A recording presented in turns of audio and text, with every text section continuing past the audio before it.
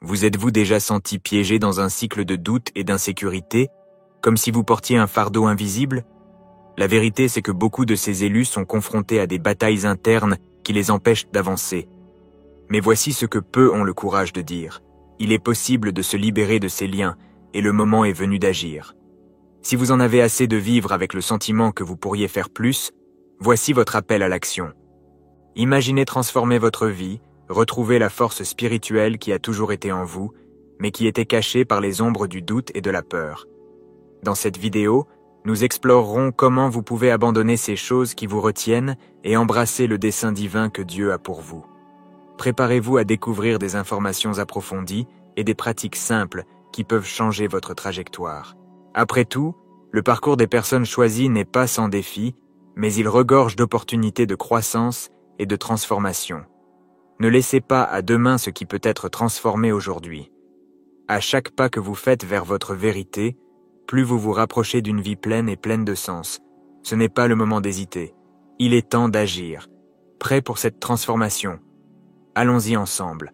Lorsque vous vous sentez agité, comme s'il y avait quelque chose de plus dans votre vie, cela peut être le signe que vous faites partie des élus.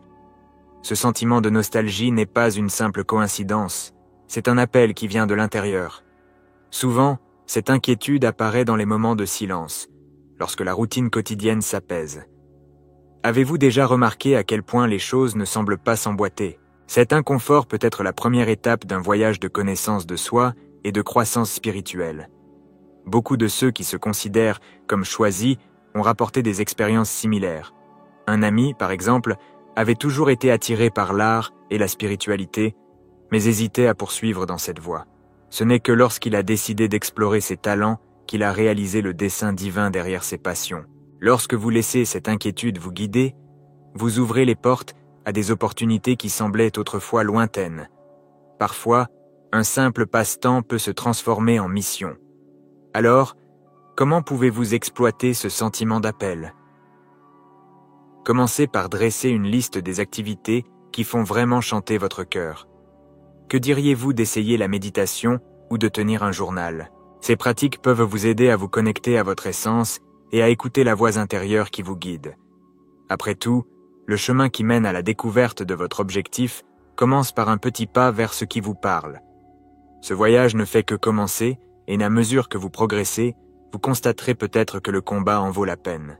Lorsqu'on parle du dessein divin, beaucoup peuvent imaginer une vie pleine de fleurs et de sourires, mais la vérité est qu'être choisi comporte souvent des défis. Ces défis, bien que difficiles, façonnent et renforcent ceux qui ont une vocation particulière. C'est comme si la vie préparait le terrain pour que vous puissiez vous épanouir au milieu de l'adversité. Avez-vous déjà remarqué que les plus grandes leçons surviennent souvent dans les heures les plus sombres? L'histoire de personnes qui ont surmonté de grandes difficultés en est un exemple inspirant. Pensez à Nelson Mandela, qui a passé des années en prison avant de devenir un symbole de liberté et de résistance. Ses luttes n'ont pas été vaines. Ils lui ont donné une force et un but qui ont touché des millions de personnes. De même, vos difficultés peuvent être une étape nécessaire vers la réalisation de quelque chose de grand. Qu'apprenez-vous de vos combats personnels? Ainsi, lorsque vous êtes confronté à des défis, essayez de les considérer comme des opportunités de croissance. Face à chaque obstacle, demandez-vous « Qu'est-ce que cela m'apprend ?» Il peut être utile de tenir un journal pour enregistrer ces apprentissages. Parfois, en réfléchissant à la douleur, nous trouvons la force qui nous fait avancer. Chaque lutte est une préparation à quelque chose de plus grand et vous êtes plus près de découvrir votre dessein divin que vous ne le pensez. Dans les moments difficiles, il est facile de se sentir perdu, comme si le monde était contre soi. Cependant, la vérité est que chacun des élus est doté d'une force spirituelle unique, une énergie qui vient de Dieu. Cette force n'est pas seulement une question de résistance physique, mais aussi une force intérieure qui vous pousse à continuer, même lorsque tout semble s'effondrer. Avez-vous déjà ressenti cette impulsion inexplicable dans des moments de crise? Une histoire qui illustre bien cette force est celle de quelqu'un qui, confronté à la perte de son emploi, s'est senti dévasté. Au lieu de se laisser abattre, cette personne s'est souvenue de ses capacités et a décidé de recommencer. En se connectant avec sa foi et ses communautés, elle a trouvé le soutien et l'inspiration pour transformer cette adversité en une nouvelle opportunité. Ainsi, vous pourrez réaliser que, même dans les situations les plus difficiles, cette force divine est toujours à vos côtés, prête à vous guider. Pour accéder à cette force, la pratique de la prière peut être extrêmement puissante. Essayez de réserver un moment dans votre journée pour vous connecter avec Dieu, en demandant conseil et force. De plus, essayez de vous entourer de personnes qui partagent votre foi, car la communauté est une source vitale de soutien. N'oubliez pas que vous n'êtes pas seul dans ce voyage. La force divine qui vous habite est une arme puissante contre les adversités qui surgissent en cours de route. Lorsque nous parlons de l'armure de Dieu, la ceinture de vérité est le premier élément à considérer. Elle représente la base de la protection spirituelle, la vérité qui nous maintient fermes au milieu de l'incertitude. Dans un monde rempli de désinformation et de contre-vérités, trouver et maintenir la vérité est essentiel pour les élus. Avez-vous déjà remarqué à quel point la vérité peut être un phare dans les moments sombres, guidant votre chemin? Imaginez un moment où vous vous sentiez perdu, entouré d'opinions et de conseils qui ne correspondaient pas à votre essence. En recherchant la vérité, vous constaterez peut-être qu'elle éclaire non seulement le chemin, mais qu'elle vous donne également le courage de faire des choix qui correspondent à votre dessein divin. Pratiquer la méditation sur les Écritures peut être un moyen puissant de se connecter à cette vérité. Essayez de prévoir du temps chaque jour pour réfléchir aux passages qui vous inspirent. En enfilant la ceinture de la vérité, vous vous protégez contre les pièges de la tromperie et de la peur. Il est important de se rappeler que la vérité n'est pas seulement un concept, c'est un style de vie. Pratiquer l'honnêteté envers vous-même et envers les autres renforce votre intégrité et apporte de la clarté dans les décisions. Tandis que vous vous ancrez dans la vérité, préparez-vous à explorer les autres parties de cette armure spirituelle qui vous aideront à affronter les combats de la vie.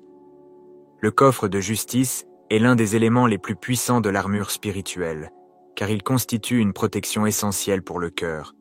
Imaginez un bouclier qui non seulement bloque les flèches de la peur, de la culpabilité et de la honte, mais renforce également votre véritable identité en tant qu'élu. Chaque fois que vous vous sentez coupable d'une erreur passée, rappelez-vous que grâce au Christ, vous êtes justifié et renouvelé.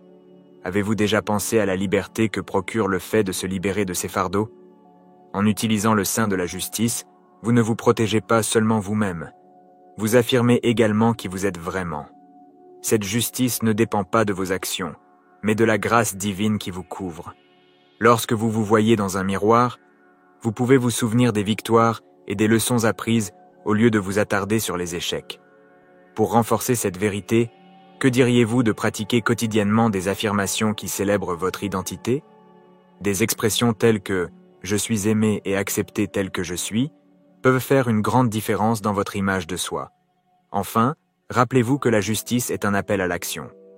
Cela signifie que lorsque vous reconnaissez votre propre justice, vous êtes appelé à étendre cette grâce aux autres. En agissant avec compassion et pardon, vous protégez non seulement votre propre cœur, mais vous devenez également un canal de transformation dans la vie de ceux qui vous entourent. Ainsi, en revêtant le sein de la justice, vous créez un environnement d'amour et d'acceptation, tant pour vous-même que pour les autres. Les chaussures évangéliques sont fondamentales dans l'armure spirituelle, car elles symbolisent la paix qui nous permet d'avancer avec confiance, même dans les moments difficiles.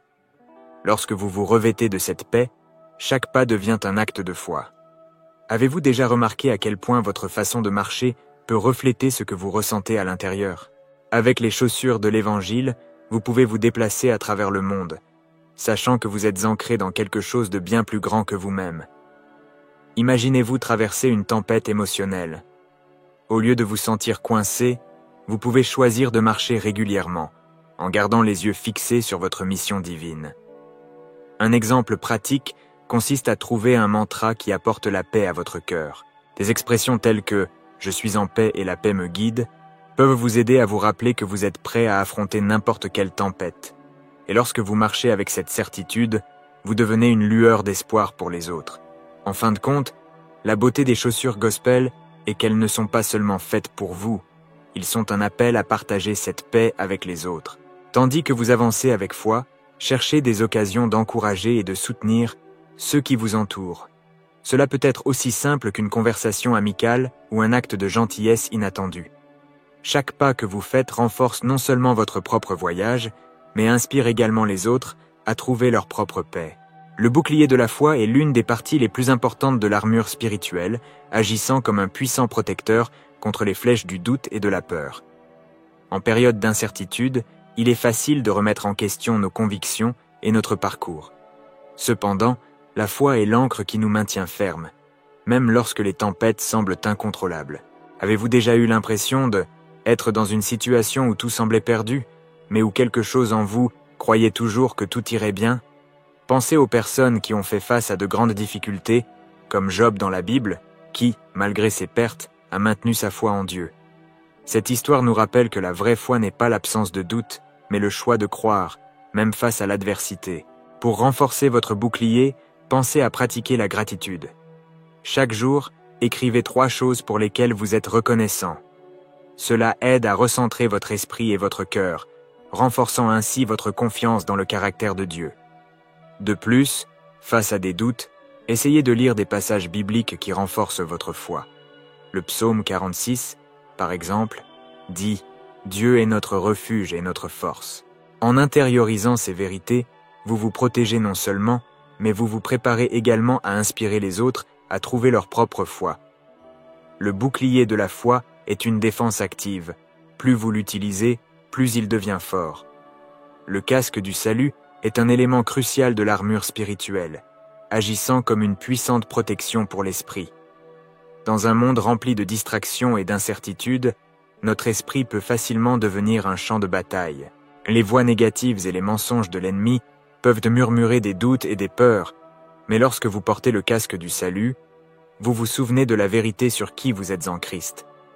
Avez-vous déjà pensé à la différence que cela fait de commencer la journée avec un état d'esprit positif et centré sur la foi?